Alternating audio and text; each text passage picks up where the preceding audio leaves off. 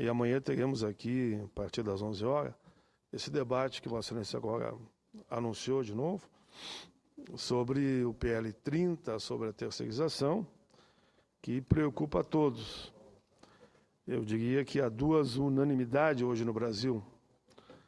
Ser contra o PL, como veio da Câmara, da terceirização, e contra o fator previdenciário. Né, deputados? As duas questões que vocês, inclusive, já se posicionaram e agora está chegando aqui no Senado, é hora do Senado debater.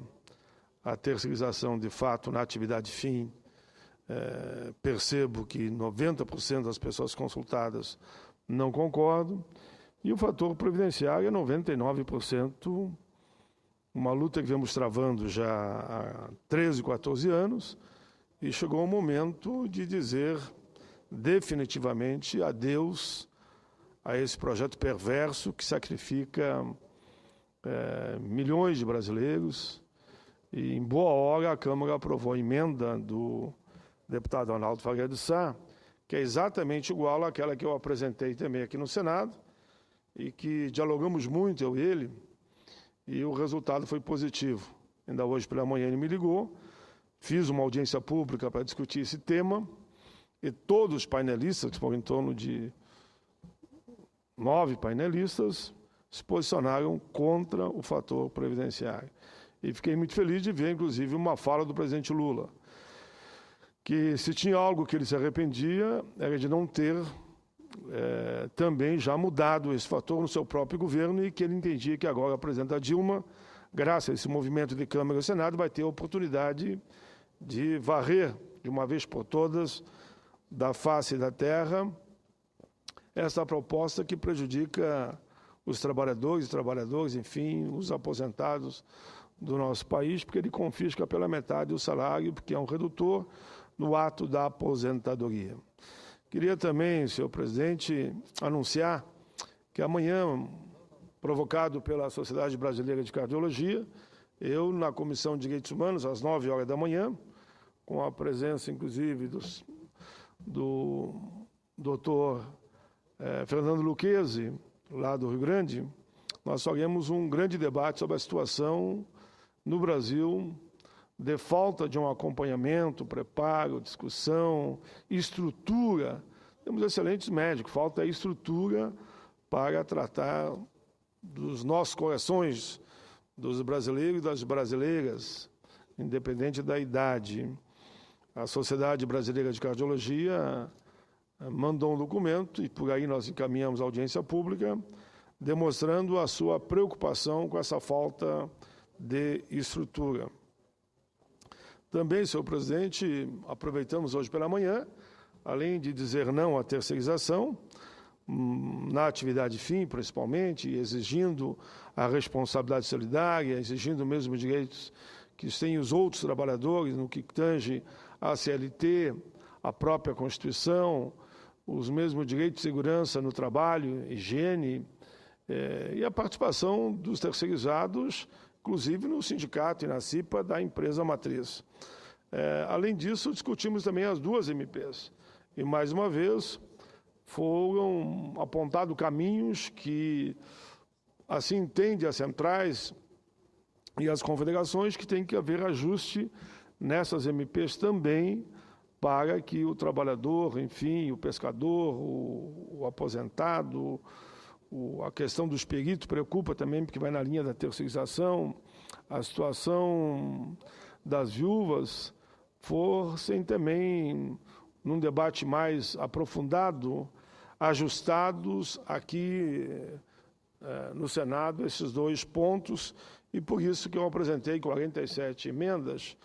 Devo ter sido o parlamentar da Câmara do Senado que mais apresentou emendas sobre esse tema. Sempre numa linha que norteou a minha vida, naquilo que eu chamo, a minha participação direta do PT de raiz, sempre numa mesma linha, a defesa dos trabalhadores, dos aposentados, dos marginalizados e de todos aqueles que são discriminados. Mas também, senhor presidente, quero fazer hoje um pronunciamento sobre o Dia Internacional contra a Homofobia. A Constituição da República, presidente Jorge Viana, contém no conjunto de suas diretrizes para a construção do Brasil que sonhamos uma indiscutível linha civilizatória que propõe uma convivência social harmoniosa, coesa, tolerante e hospitaleira. Ontem, 17 de maio, foi o Dia Internacional contra a Homofobia. Sempre acreditei que não há lugar para a aceitação de qualquer tipo de discriminação e de intolerância, de qualquer matriz, no país livre e democrático que desejamos construir. Não podemos e não devemos aceitar no Brasil a discriminação racial ou decorrente das orientações sexuais ou religiosas de cada indivíduo. Os debates que dizem respeito a esses temas no campo da diversidade passam certamente por questões de conteúdo social, moral, religioso. É importante destacar nesse sentido que em uma sociedade plural e democrática, todas as correntes filosóficas, teológicas, ideológicas, enfim, todo e qualquer grupo tem direito de colocar a sua visão sobre qualquer tema em pauta. Nem por isso tem que ser discriminado, tem que haver intolerância. Enfim, é importante destacar também que uma sociedade saudável é sustentada por meio do respeito às diversidades e por meio de uma convivência pacífica, mesmo nas diferenças de opiniões. Essa convivência impõe ao Estado igualdade no tratamento a crentes e descrentes, ateus, agnósticos ou aqueles que acreditam na força do universo e do seu Criador. Se pegarmos a nossa Carta Magna, que eu tive a alegria de ajudar a escrever, veremos no caput do artigo 5º dentre os mais importantes valores que regulam a nossa vida coletiva e buscando o direito também de cada indivíduo. Falo da promoção da dignidade da pessoa humana. Ali diz, todos são iguais perante a lei, sem distinção de qualquer natureza, garantindo-se aos brasileiros e aos estrangeiros residentes no país a inviolabilidade de direitos à vida, à liberdade, à igualdade, à segurança, à propriedade, nos termos que seguem abaixo. Em seguida, o artigo 5º dá à sociedade brasileira seu longo e admirável catálogo de direitos fundamentais, que se destinam a viabilizar a mais completa emancipação, tanto material quanto espiritual, do nosso querido povo brasileiro. Senhor presidente, a democracia não há de tolerar, não tem como tolerar a própria intolerância. A livre expressão representa a condição de base para a garantia da liberdade humana. O ser humano dotado de consciência e razão nasce livre em sua essência mais profunda. No momento em que ele, desprovido de liberdade, calado em seu direito mais sagrado de tomar a palavra na rua, na tribuna, onde estiver, na praça, terá morrido espiritualmente para a vida social e até mesmo privada, se o amordaçarem. Senhor presidente, na tribuna desse plenário, representamos todos nós nada menos que o espaço democrático da livre expressão das unidades federativas e, consequentemente, de cada uma de seus agentes. Esta prerrogativa, historicamente construída, deve se reproduzir em todos os aspectos da vida coletiva, que eu dei só um exemplo. Em nossa visão, ao Estado laico, cumpre a tarefa de ouvir a todos, indistintamente, sem, contudo, se deixar dominar por esta ou aquela visão de mundo, sem que seja admitida a errada cristalização no ordenamento jurídico de concepções ultrapassadas que visem uniformizar mulheres e homens não uniformizáveis. Todos sabem que isso iria nos levar à supressão do direito inalienável das minorias. E por que não dizer dessas minorias que, somados, acabam sendo maioria.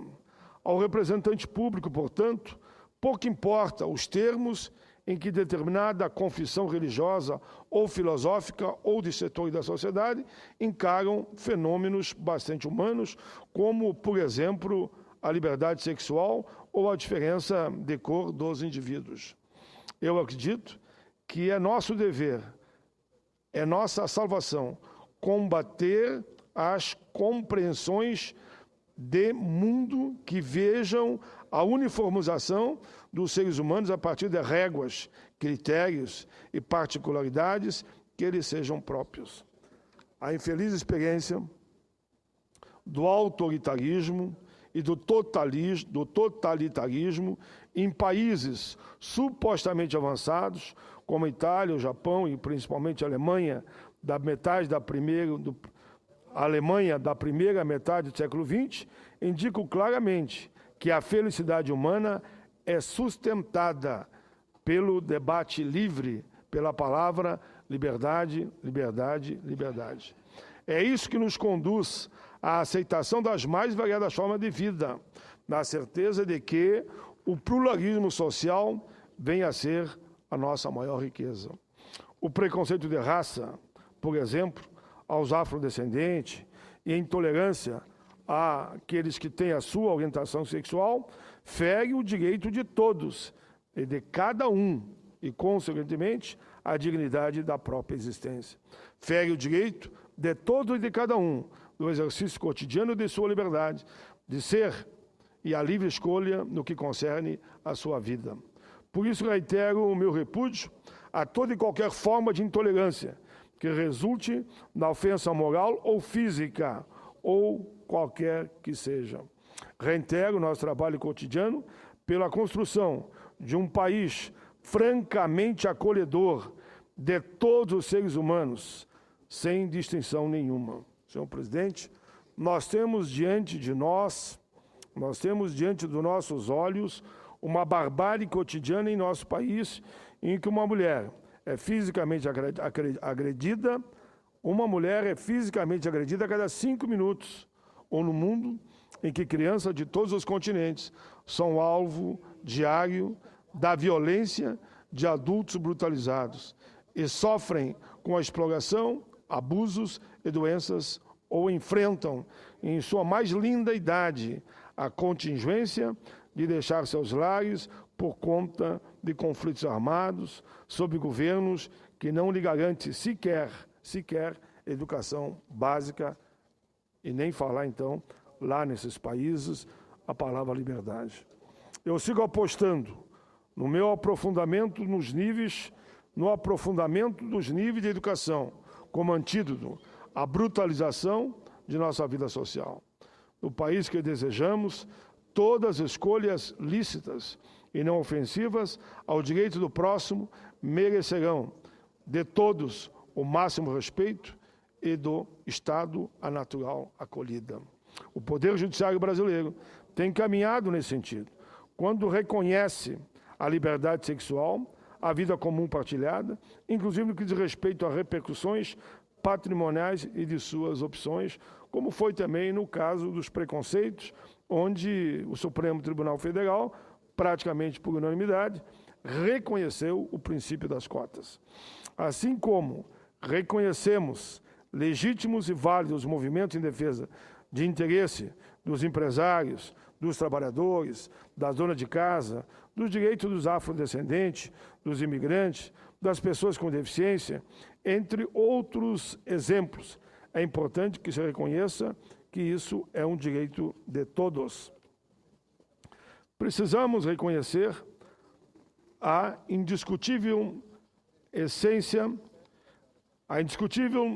existência de grupos de pressão. E com essa menção, eu quero reiterar que em uma sociedade plural, todos os lícitos interesses do cidadão, pagador de impostos, merecem ser acolhidos, reconhecidos pelo Estado, que pondera interesses na realização do conceito do bem comum. A premissa que defendo é a premissa maior de que somos, a despeito de cultura, de nossa opção religiosa ou orientação sexual, uma sociedade em que a liberdade humana está na base dos direitos humanos. O tempo presente nos chama à ação coletiva em defesa das liberdades. Eu lembro que em 2013, a octogenária Rainha Elizabeth II, da Inglaterra, assinou nova declaração de direitos humanos contrária a qualquer tipo de discriminação, inclusive a orientação sexual. Ela foi apoiada por 54 estados e seu gesto recebeu apoio de todos os países do Reino Unido e também de suas colônias. Eu acredito, creio, que o Brasil generoso, aberto, democrático, conciliador e plural irá seguir em todo o mundo os melhores exemplos de tolerância e hospitalidade, primando pelas garantias inerentes à liberdade humana. As minorias no Brasil sempre reiteram que, dadas as condições humanas, ser diferente é normal. E o que pretendemos no Senado da República é fortalecer e garantir o direito inalienável de cada concidadão de buscar, da maneira lícita e que mais lhe prouver, a própria felicidade que orienta a trajetória pessoal de cada indivíduo do mundo. Por isso que nós lembramos que ontem foi o Dia Internacional contra a Intolerância, contra a Homofobia. Por fim, senhor presidente, usando os últimos minutos, eu quero registrar, já que hoje pela manhã eu estava nessa audiência pública sobre o fator previdenciário, que me somo, senadora Ana Amélia, a sua iniciativa, você foi a primeira signatária, de termos hoje pela manhã aqui o Dia Nacional da Defensoria Pública. Só lembro aqui rapidamente, que já foi citado de manhã, mas também faço questão de entrar nessa mesma posição que Vossa Excelência aqui muito bem colocou. A data foi escolhida em homenagem a Santo Ivo, doutor em Teologia e Direito, defensor dos pobres e necessitados, falecido em 19 de maio de 1303. Santo Ivo buscava, junto à nobreza, renegociar as dívidas das pessoas carentes que não haviam pago os impostos abusivos cobrados na época. Hoje, pela manhã, por iniciativa da senadora Ana Amélia, o Senado Federal realizou uma sessão especial, como estávamos realizando uma audiência pública lá na Comissão de Direitos Humanos, não pude comparecer, mas quero também reafirmar: a Defensoria Pública é uma instituição pública que representa a garantia do cidadão em situação de vulnerabilidade, de ter acesso à justiça por meio de serviços de qualidade inteiramente gratuitos. Elevada à categoria de instituição constitucional em 1988, apenas em 2004 o Congresso Nacional conferiu autonomia administrativa, financeira e orçamentária às defensorias públicas dos Estados. Há um interessante estudo que eu tive acesso, chamado Mapa da Defensoria Pública no Brasil, elaborado pelo IPEA, fundação pública vinculada à Presidente da República, que juntamente com a Associação Nacional dos Defensores Públicos, a ANADEP, e o Ministério da Justiça fez esse belo trabalho. De acordo com esse estudo, no Brasil, há 8.479 cargos criados de defensor público do Estado e do DF, dos quais apenas 5.054 foram providos, correspondendo a 59%. Esses 5.054 defensores públicos desdobram para cobrir 28% das comarcas brasileiras, ou seja, na grande maioria das comarcas, o Estado acusa e julga, mas não tem quem defenda os pobres. A Defensoria Pública da União